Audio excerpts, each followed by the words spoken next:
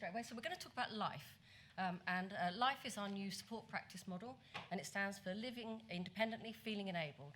So before I go on anymore, we're just going to play a little film. It's about 7 minutes, so relax, enjoy, get your popcorn out.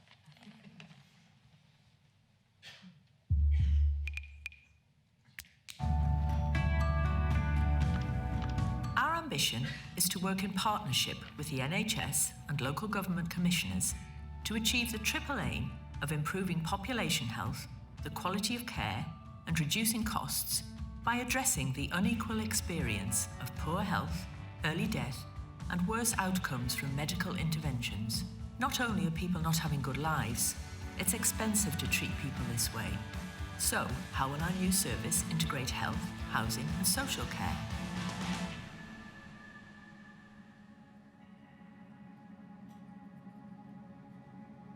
Our new support practice is called a LIFE model. LIFE stands for Living Independently, Feeling Enabled. It's drawn from the best of our existing support, extensive research into best practice, introducing new clinical interventions and processes, and governance requirements. LIFE will support our customers to identify and achieve their aspirations, hopes, and dreams with a voice and a choice from the outset. Through LIFE, Home Group will work with people with complex challenges, enabling them to live happy and fulfilling lives. The entire LIFE model is based on 3 guiding principles that will structure our support, deliver interventions, and enable our customers to succeed. It's person-centred, putting people, families, and communities at the heart of their health, care, and well-being. Our customers are in the driving seat as the true experts in what really matters to them. All support will be psychologically informed, improving the psychological and emotional well-being of customers and colleagues. We understand the importance of trusting and supportive relationships in our service, and by listening and exploring our customers' unique experiences, we learn to understand the impact of their history on them, not judging them, but celebrating their strengths. And the third principle is being strength-based. For every customer, we'll look at what's strong and not what's wrong. We'll focus on people's gifts, talents, resources, and build on these. And the success of the LIFE model is not just about our customers. Underpinning the key principles is a focus on supporting colleagues in their personal and professional development, promoting reflection and practice development, led by the central clinical team. Many of our new services have clinically qualified colleagues joining the teams, providing additional knowledge and access to expertise. So, how will we know if we have succeeded? We'll measure success against 3 domains: well-being, physical health, and skills. Well-being is divided between what's important to me and what's important for me. Everyone has their own priorities. What's important to them? What makes for a good life? We're introducing new tools and templates for our customers to tell us their aspirations, hopes, and dreams, and for us to develop plans to reach them. We know that managing our relationships with family, friends, and neighbours is essential for beating loneliness and promoting well-being, and helping customers find opportunities to participate in the community gives a customer a sense of worth and belonging. For every customer, there are also things that are important for them. With a rights-based approach and supporting improved quality of life, the model identifies and manages risk, encouraging positive risk-taking. Our comprehensive approach enables us to work with customers with significant risks, including offending, while also protecting customers and the community. A key outcome for well-being is a reduction in risk and incidents, and an increase in quality of life. The skills domain focuses on enabling customers to develop skills to remain independent, gain independence, and be actively engaged in their life. We know that every moment is an opportunity to engage our customers to develop their skills, and for customers who face complex challenges, additional support from occupational therapists will enable people to wash and dress, work and play, and stay active. Our support offers exploring assistive technology solutions that build on the skills people have to enable greater independence. Communication is fundamental to facilitating choice, control, and empowerment, and reduces frustration. Colleagues learn skills to listen to people and are encouraged to be creative in providing opportunities for customers to express themselves. The life model focus on physical health is closely linked to Home Group's strategy to integrate health, housing and care so that our customers achieve longer and healthier lives. Our customers frequently experience unequal health outcomes caused by factors such as poverty, loneliness, disability and unemployment. We support them to combat this inequality by encouraging them to actively engage with healthy behaviours and lifestyle, supporting improved access to healthcare and managing long-term health conditions. We work with every customer to create their own health action plan, providing a top-to-toe approach. As well as customers identifying their own priorities and goals, we're making sure health checks, screening and medication reviews aren't missed. The life model focuses on what matters to the person, not what's the matter with them. And it takes us all on a journey, working hand in hand with our customers.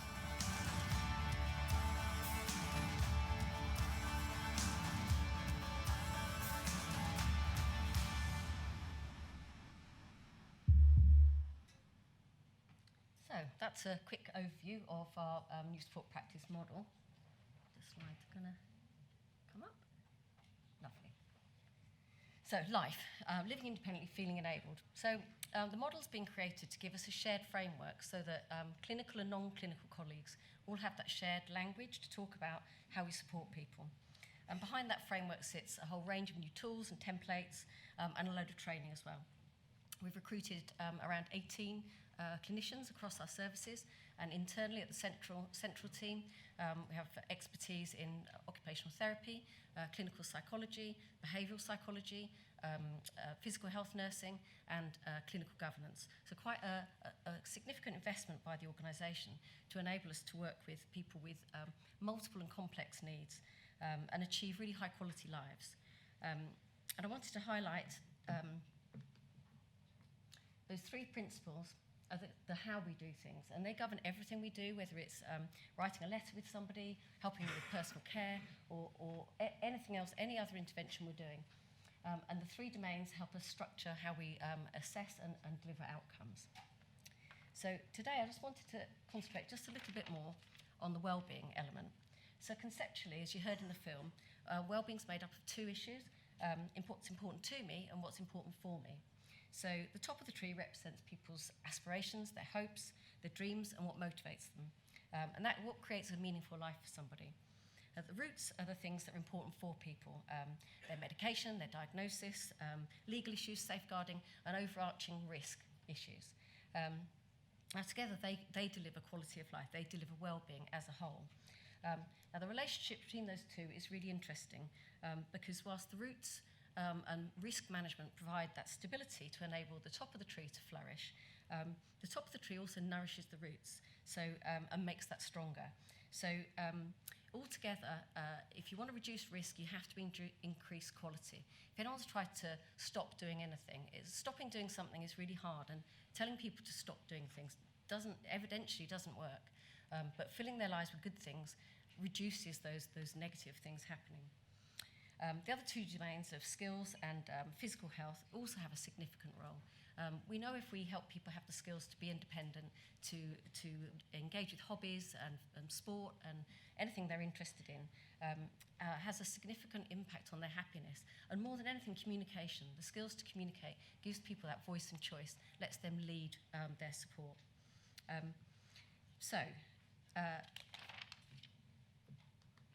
That's what you might call the fluffy stuff. But what have we done to actually change the way we work to enable us to be a safe pair of hands to work with people with increasing challenges? So this is about the roots of the tree and our new refreshed approach to risk identification and management. So we've described the conceptual framework. We've also worked with an organisation called Imosphere that you may recognise as FACE, have got well-trusted and evidentially based risk assessments. And we've adapted these and made them to fit with the life model to assess our risks. We've created new training and new policies and guidance for colleagues on prevention and management of violence and aggression, positive behaviour support and risk, all with a rights-based approach to managing those risks, looking at from a therapeutic point of view. And this enables us to support colleagues to deliver a structured approach to managing risk, so capturing things like acute and static risks, chronic and dynamic aspects, and the context that incidents happen. And that introduces, we've introduced training around risk formulation using the 5P framework. These are all things that previously risk has been managed in more traditional independent supported living with very basic, not quite finger in the air, but very basic risk assessments. This enables us to have that structured professional judgment so that we can then work more effectively with clinicians. So to measure the success, to make sure that we're doing what we say, we've invested in experienced clinical governance team and using the Ulysses incident management model, which again you may have heard of, very common across trusts. And this allows us to have internally and external assurance that we're working well. So that's a significant upskill of our workforce to deliver that structured professional judgment, enable us to manage risks and work together with our customers to take risks safely, supporting people to develop their new skills, explore their dreams and live their best life. So that's all the theory. Now I'm going to hand over to my colleagues to talk about how it works in practice.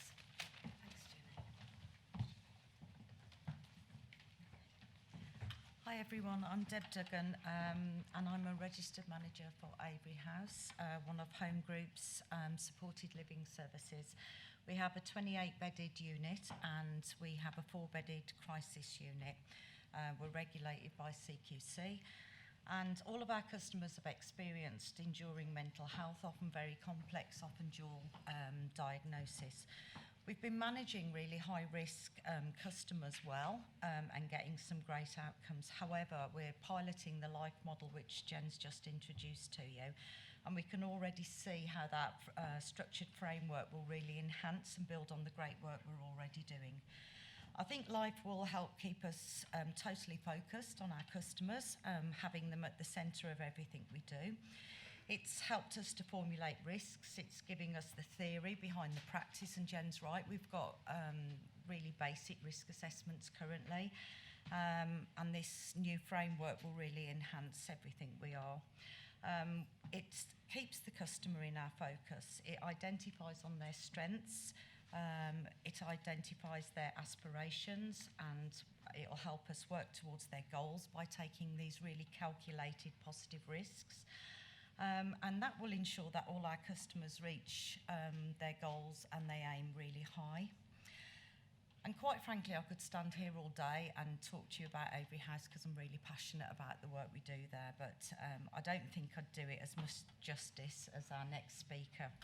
I'm supported here today by two of our customers, one of which is sitting over there. Corey, give us a wave. And I'm sure Corey won't mind me saying, but 6 months ago he couldn't even have his picture taken. He's now our poster boy for Avery House, and he's able to travel here today. There he is, beautiful, and be part of promoting Home Group's work. And my other colleague here is Amber, who has been living with us for 2 years. And she's bravely agreed to share a little snapshot of her time at Avery. So I'd like you to give her a really warm welcome because this is really brave.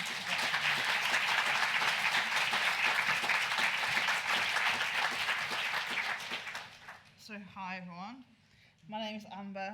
I'm 30 years old. I've suffered from mental health problems since I was 19, and I've spent 8 out of the last 11 years in hospital. That's 8 Christmases, 8 Easters, 8 New Years, 8 birthdays. You get the picture. My story starts in London. I was studying nursing at university, but after a long struggle, I had to drop out.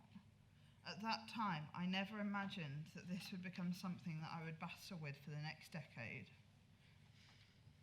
I bounced between hospital and home, and the cycle of going in and out of hospital went on for years. The support I got in the community was inadequate, and as a result I became more and more institutionalised. And because the support in the community was so poor, I became what I would call a revolving door patient. After some time I decided to move to Solihull to be near my family. The support I received in Solihull was better than I'd found the mental health services in London, but I still ended up spending long periods of time in hospital. But the space between these admissions got further apart, and now I've spent nearly 18 months since my last admission.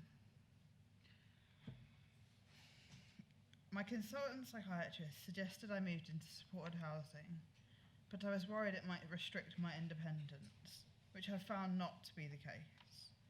And then along came Avery House. My first contact with Avery House was as a respite client. I'd once again hit rock bottom, and coming to Avery House was an alternative to hospital. The opportunity to move into Avery House permanently came up, and I tentatively accepted. It was hard to give up my council flat, but in all honesty, looking back, it was the best decision I could have made. Avery House offered me something different, a chance to rebuild my life with the right support. In the last year or so, I've had the chance to get involved with the involvement opportunities at Home Group. I've trained to be a client assessor. We go out and visit other Home Group services and neighbourhoods. I've also been fortunate to travel to Newcastle to meet with the Board of Executives. I really love getting out and about and meeting new people, and it has really boosted my confidence. A year ago, I couldn't cross the road and go to the local shop on my own, and now I'm here.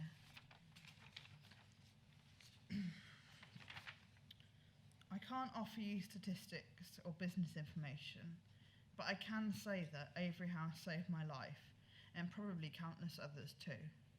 Moving to Avery House hasn't cured me. I'm not magically well. I still suffer every day from a severe mental illness. However, despite my illness, I still have goals and dreams and aspirations. Avery House staff remind me of this on my bad days and help me make plans on the good ones. I hope one day to do an apprenticeship and learn even more skills. I'm also looking forward to seeing how the life model will further my recovery and journey. We need to change the way we look at these revolving door patients. If we don't, then people will continue to get stuck in the cycle. We need more Avery Houses. Thank you.